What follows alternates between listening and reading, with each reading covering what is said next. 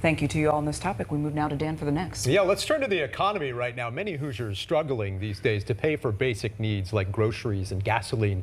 This month, our state's gas tax will climb for a third straight month.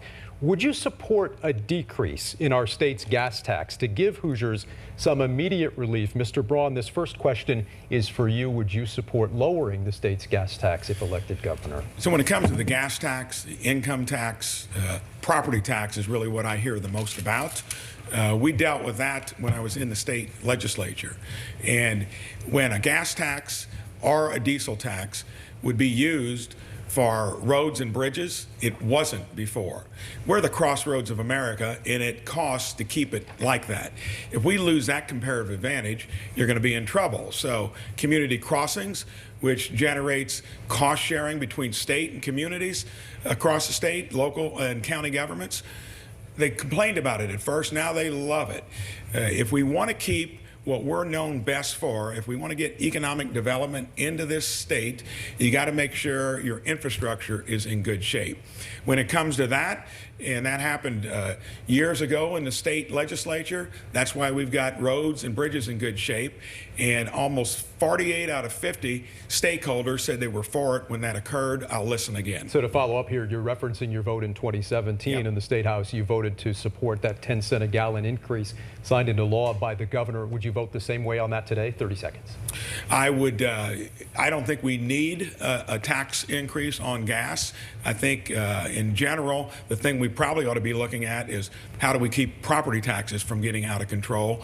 And there are other ways to get revenues by making government work more efficiently, including looking at our Department of Transportation to see if they're doing their job correctly, maybe get some savings there to spend more on roads and bridges. Ms. Crouch, 60 seconds to you on lowering the gas taxes. Is a move that you would support?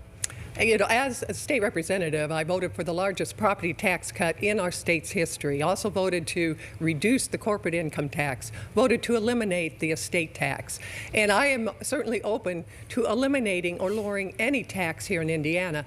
But as governor, I will lead the fight to eliminate the state income tax. We're going to axe the tax, put thousands of dollars back into hardworking men and women's pockets every year. Now, my opponents will say we can't do it, and it's a gimmick. What they're really saying is government needs more of your money and you need less. And so we can do it. It has to be phased in. It can't happen overnight. We have to have triggers in place to protect against economic downturns. But as former vice chair of the House Ways and Means Committee, former auditor of state, we can do it.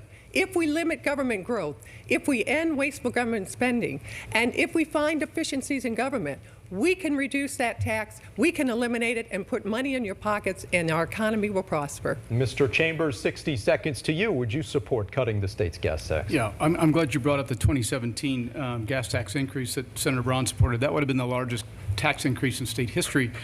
But this is about the total palette of taxes. It's about income tax, property tax, gas tax, sales tax.